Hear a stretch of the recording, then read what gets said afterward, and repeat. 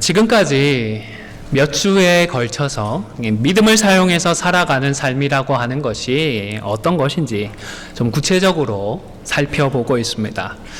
우리가 믿음으로 살아야 한다, 그런 이야기들을 많이 합니다. 또 말씀으로 살아야 한다, 다 동의를 합니다. 그런데 정작 현실에서 겪게 되는 여러 상황들이나 문제들에 대해서 성경 말씀이 일일이 다 말씀해 주지는 않습니다. 그래서 고민이 됩니다. 어떻게 해야 믿음으로 살아가는 것인지, 어떻게 해야 말씀을 붙들고 살아가는 것인지 분별하기가 쉽지 않은 것입니다. 믿음으로 산다, 말씀으로 산다 하는 것은 우선 분명한 하나님의 말씀에 대해서는 그대로 순종하는 것을 의미합니다. 땅끝까지 이르러 누가 되라고 하시죠? 무엇이 되라고 하시죠? 네, 증인이 되라고 하십니다. 명확합니다. 그래서 증인으로 살아가야 합니다. 또 서로 어떻게 하라고 하시죠? 원수까지도 사랑해라 말씀하십니다. 그러니까 명확하게 우리는 사랑해야 합니다. 순종하고자 합니다. 그런데 땅끝까지 이르러 증인이 되기 위해서 누구에게 전해야 하죠? 어떻게 전해야 하죠? 실제로 우리가 해야 할 이 현실의 문제에 대해서는 성경은 구체적으로 말씀해 주지 않는 것입니다. 누구를 사랑해야 하는지, 내 마음도 몰라주는 그런 사람들 어떻게 사랑해야 하는지 성경은 말씀해 주지 않는 것입니다. 이럴 때에는 어떻게 해야 한다고 말씀을 드렸죠? 믿음으로 우리가 결단을 해야 합니다. 정확하게 말씀이 되어지지 않은 경우에는 하나님께서 주신 말씀들을 기억하고서 믿음으로 결단을 해야 하는 것입니다. 그리고 우리가 이렇게 믿음으로 결단을 하면 하나님께서 우리의 선택과 결단을 사용하셔서 하나님의 뜻을 이루어 주십니다. 그런데 하나님의 말씀과 우리의 결단, 그리고 하나님의 성취라고 하는 이러한 영적인 공식은 한 번만 사용한다고 해서 다 끝이 나는 것이 아닙니다. 한 번 잘 되었다고 해서 그 뒤로는 자동적으로 잘 되고 형통하는 것이 아니다라는 말씀입니다. 다른 어려움이나 문제들이 새롭게 생깁니다. 그래서 새롭게 결단을 해야 합니다. 그리고 이런 일들이 우리 주님 다시 오실 때까지 반복적으로 일어납니다. 그래서 말씀과 결단과 성취라고 하는 이러한 패턴을 우리는 주님 다시 오실 때까지 사용하며 살아가게 됩니다. 그 예로서 아브라함의 경우를 살펴보겠습니다. 하나님께서 아브라함을 택하시고 그에게 본토, 친척, 아비집을 떠나라고 말씀을 하셨습니다. 아브라함에게 보여주는 그 땅으로 가라고 말씀을 하셨습니다. 그러시면서 내가 너로 큰 민족을 이루고 내게 복을 주어 내 이름을 창대하게 하리니 너는 복의 근원이 되리라고 말씀해 주셨습니다. 하나님의 이런 말씀을 듣고서 아브라함은 고향을 떠나기로 결단을 했습니다. 그리고 마침내 가나안 땅에 들어갔다라고 기록을 합니다. 하나님께서 말씀을 성취해 주셨던 것입니다. 말씀과 결단과 성취라고 하는 이 사이클이 한번 성취가 되었습니다.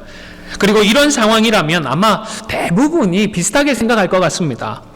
이제부터는 좀 좋은 일이 생기겠지.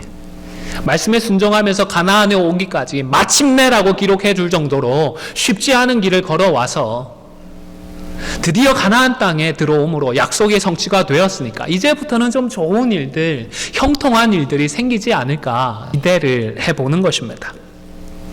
그런데 여기에 문제가 있습니다. 말씀은 성취가 되었어도 우리는 여전히 이 세상에서 살아가고 있습니다. 이 세상은 아담과 하와가 범죄를 했을 때에 하나님의 저주를 받았습니다. 그래서 결코 사람들에게 호의적이지 않습니다. 뿐만이 아니라 무엇보다 이 땅을 살아가고 있는 모든 사람들이 여전히 죄의 문제로 씨름을 하고 있습니다. 예수님을 만나지 못한 분들은 이것이 죄인지 악인지조차 별로 개념치 않고 자신의 목적을 위해서, 자신의 행복을 위해서 남들을 밟고 희생시키기까지 하며 살아가고 있습니다. 마침내 가나안 땅에 들어갔던 아브라함이 가나안 땅에 들어간 직후에 어떤 일들을 겪었는지 화면을 보면서 함께 확인해 보도록 하겠습니다. 창세기 12장 5절에서 9절의 말씀을 화면을 보면서 함께 읽도록 하겠습니다. 시작. 아브라함이 그의 아내 사레와 조카 롯과 하란에서 모은 모든 소유와 얻은 사람들을 이끌고 가나안 땅으로 가려고 떠나서 마침내 가나안 땅에 들어갔더라. 아브라함이 그 땅을 지나 세겜 땅 모래 상수리 나무에 이르니 그때에 가나안 사람이 그 땅에 거주하였더라. 여호와께서 아브라함에게 나타나 이르시되 내가 이 땅을 내 자손에게 주리라 하신지라. 자기에게 나타나신 여호와께 그가 그곳에서 제단을 쌓고 거기서 베델 동쪽 산으로 옮겨 장막을 치니 서쪽은 베델이요 동쪽은 아이라. 그가 그곳에서 여호와께 제단을 쌓고 여호와의 이름을 부르더니 점점 남방으로 옮겨갔더라. 5절에서는 마침내 가나안 땅에 들어갔다라고 기록을 합니다. 그리고 곧이어 6절에서는 그때에 가나안 사람이 그 땅에 살고 있었다라고 기록을 합니다. 여러분, 가나안 땅에 가나안 사람들이 살고 있는 게 당연한 것 같은데 이 내용을 굳이 왜 모세가 기록을 해뒀을까요? 100% 확신할 수는 없지만 이어지는 내용들을 통하여서 충분히 추측이 가능하다 싶습니다. 7절에 보면 하나님께서 이 땅을 내 자손에게 주리라고 하셨습니다. 그리고 이 말씀을 들은 아브라함이 얼마나 기뻤든지 감사했든지 무엇을 했다고 했죠? 바로 그 자리에서, 바로 그 직후에 하나님께서 제사를 드렸습니다. 하나님께 예배를 드렸습니다. 왜 그렇게 기쁘고 왜 그렇게 감사했을까요? 아브라함 속에 절박한 마음이 있었기 때문입니다. 그 절박한 마음에 하나님께서 그 마음을 위로해 주시고 그 걱정을 해결해 주시는 말씀을 주셨기 때문입니다. 너무너무 두렵고 힘들었는데 버틸 수 있는 말씀을 다시 주셨기 때문에 너무 감사해서 바로 하나님께 제사를 드렸던 것입니다. 좀 더 구체적으로 설명을 드리겠습니다. 명시되지는 않았지만 아브라함은 하나님의 말씀에 순종을 했고 말씀대로 가나안 땅에 들어왔습니다. 그리고 그곳에서 형통하고 복된 삶을 살 수 있을 것 같았는데 정작 경험했던 일은 잘되고 형통한 일이 아니라 가나안 사람들과의 갈등이고 충돌이었던 것입니다. 기존의 터를 잡고 살고 있었던 사람들과의 갈등으로 어려움을 겪게 되었던 것입니다. 그러던 와중에 하나님께서 걱정하지 말고 염려하지 말라며 결국에는 이 땅을 너와 너 자손에게 주겠다라고 말씀을 하시니까 아이고 주님 감사합니다. 정말 감사합니다. 이런 고백이 절로 나오게 되었던 것입니다. 그러나 이런 말씀이 있어도 문제가 아브라함의 바램대로 바로 해결되지는 않았습니다. 여전히 가나안 사람들은 텃세를 부리고 견제를 했습니다. 9절에도 보면 그래서 아브라함이 어떻다고 말씀을 하죠? 점점 남방으로 옮겨갔다. 여러분 왜 계속해서 남방으로 옮겨갔을까요? 아브라함이 추위를 많이 타서 조금 더 따뜻한 남쪽으로 그렇게 이동을 했던 것일까요? 어려움을 피하고 갈등을 피하려고 하다 보니까 어쩔 수 없이 계속 이동을 할 수밖에 없었던 것입니다. 쫓겨나고 있었던 것입니다. 혹시 저만의 생각인가 싶어서 맥시얼하기 위해서 주석들도 좀 찾아보았습니다. 성경학자들 중에서도 이때의 이동의 원인을 가나안 원주민들과의 마찰 때문으로 추측하는 분들이 계셨습니다. 제 생각만은 아닙니다. 동의하시는 분이 계신 것 같습니다. 뿐만 아니라 이어진 본문에서는 설상가상으로 가나안 땅에 기근까지 들었습니다. 말씀이 있었고 그 말씀에 결단을 했고 드디어 말씀이 성취되는 복을 누렸습니다. 이렇게 되면 복되고 행복하고 좋은 삶을 살아야 될 것 같은데 기근까지 생겼던 것입니다. 도저히 이 땅에서 살 수가 없어서 애굽으로 이사를 가야겠다라고 결단을 해야 할 정도였습니다. 이처럼 말씀과 결단 그리고 성취라고 하는 신앙의 공식대로 우리가 살더라도 그 뒤에도 여전히 우리에게는 어려움이 찾아오고 그래서 새롭게 결단을 하고 새로운 선택을 해야 하는 것입니다. 힘들고 피곤하더라도 우리는 계속해서 믿음으로 결단하며 살아야 하는 것입니다. 이렇게 피곤할 거 왜 예수 믿나? 예수 믿을 이유도 없겠다 하지는 마시기를 바랍니다. 우리가 예수님을 믿는 것은 예수 잘 믿고 하나님의 환심을 사서 이 땅에서 잘 되고 형통하고자 함이 아닙니다. 우리가 예수님을 믿는 것은 하나님께서 우리를 구원하기로 택해 주셨기 때문입니다. 우리를 택하셔서 우리를 예수님 닮은 하나님의 자녀로 만들어서 우리와 영원토록 교제하고자 하심입니다. 물론 처음 우리가 교회로 나올 때에는 처음 출석하는 그 이유는 경우에 따라서 교회 다니고 예수 잘 믿으면 복 받는다고 하니까 복 받고 싶어서 나올 수도 있습니다. 또 태어나 보니까 믿는 부모님 밑에서 태어났고 믿는 부모님 덕에 교회로 나올 수도 있었습니다. 하지만 일단 예수님을 만나서 중생한 성도는 성화와 영화에 이르는 구원의 전 과정을 이루기 위해서 예수를 믿는 것입니다. 아무쪼록 이 사실이 우리의 가슴속 깊은 곳에서 믿어지는 은혜가 임하기를 주님의 이름으로 간절히 축원을 드립니다. 자, 그러면 말씀이 우리의 구체적인 삶에 대해서 다 커버해주고 말씀해주지 않는다라고 말씀을 드렸는데 그런 실제적인 문제들을 놓고서 믿음으로 결단하기 위해서 우리가 기억하고 우리가 붙들어야 할 그런 믿음의 원리들은 말씀의 원리들은 과연 무엇인지 우리가 기억을 해야 할 필요가 있죠. 알아야 할 필요가 있는 것입니다. 저는 하나님께서 초대교회를 위해서 복음서보다 서신서들을 훨씬 먼저 주셨던 이유가 여기에 있지 않나 생각을 합니다. 성경에 사복음서가 먼저 기록이 되어 있으니까 복음서가 먼저 기록되었다라고 생각하시는 분이 계실지 모르겠습니다. 신약 성경이 기록된 순서는 서신서들이 훨씬 이전에 기록이 되었습니다. 그리고 나중에 가서 복음서가 기록이 되고 제일 마지막에는 무엇이 기록되었죠? 네, 100점입니다. 잘하십니다. 요한계시록이 기록되어 있습니다. 이미 중생한 자들이 교회로 모여서 함께 구원을 이루어가고 있습니다. 함께 성화와 영화에 이르는 이 구원의 전 과정을 이루기 위해서 꼭 필요한 것들이 있기 때문에 하나님은 서신서를 통하여서 우리에게 실제적인 교훈들을 말씀해 주셨던 것입니다. 그리고 말씀이 구체적으로 더 언급하지 않을 때에 그 내용들을 기억하면서 우리가 결단할 수 있도록 교훈을 해 주시는 것입니다. 지난 주일에는 우선적으로 우리의 악한 본성에 대해서 경계해야 함을 확인하였습니다. 아무리 잘 예수를 믿는다고 하더라도 불신자보다 더 어떻게 될 수 있다고요? 악해질 수 있다라고 말씀을 합니다.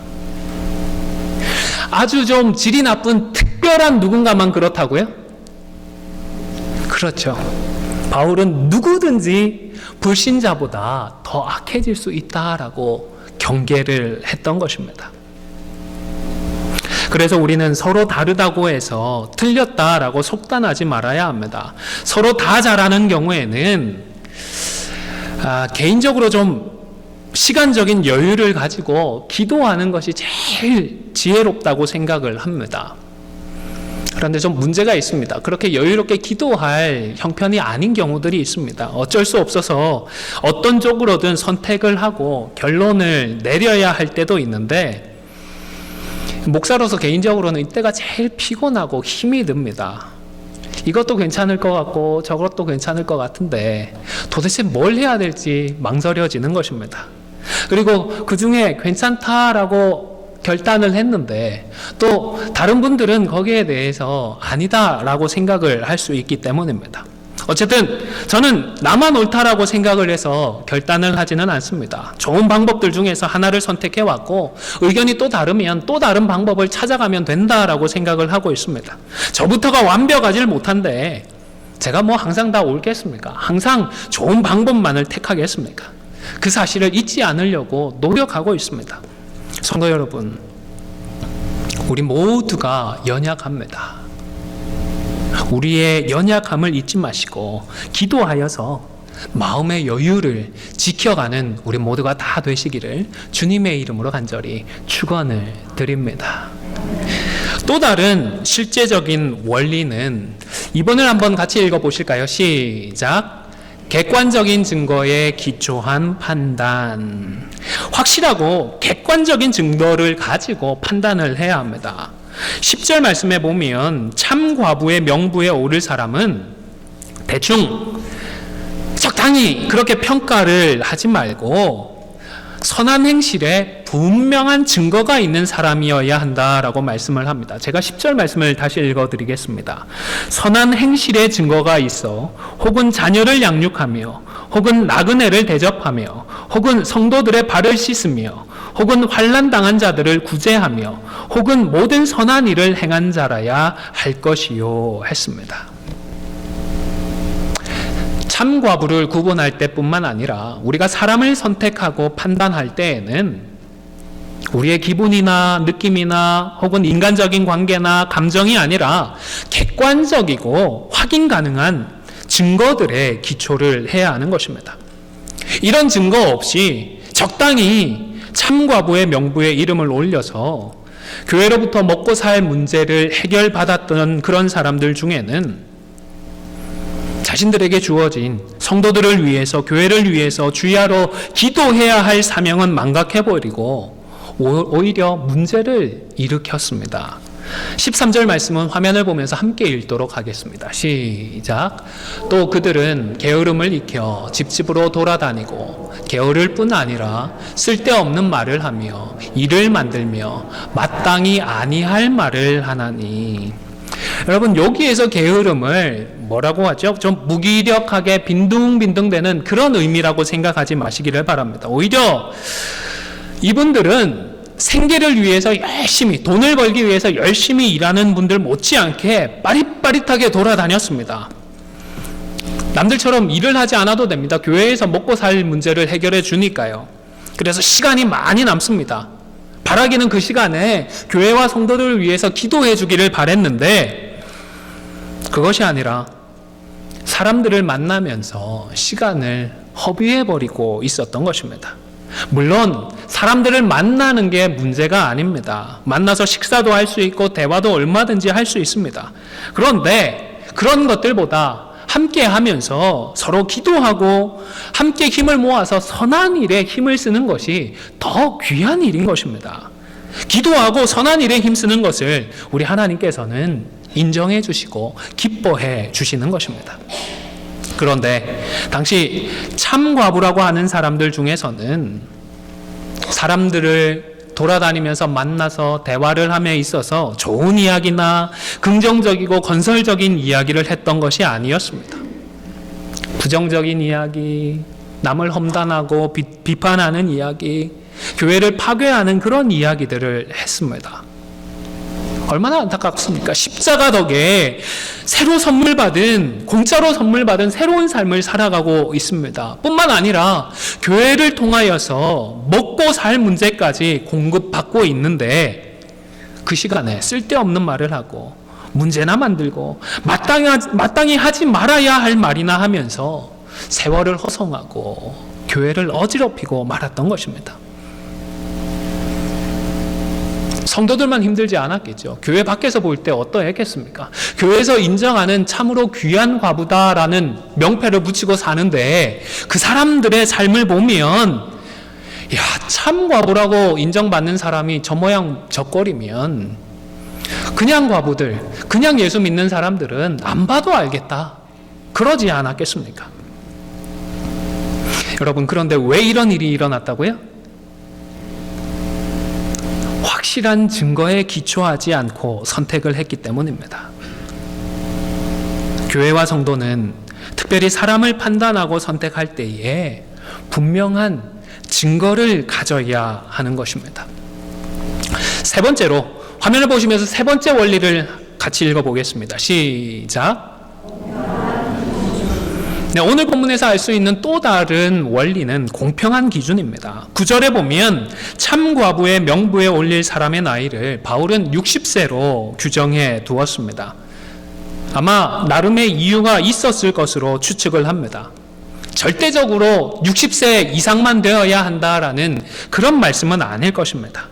하지만 상황이나 환경에 따라서 흔들리거나 또 다소 느슨한 차별적인 기준이 아니라 공평하고 분명한 기준이 필요한 것입니다.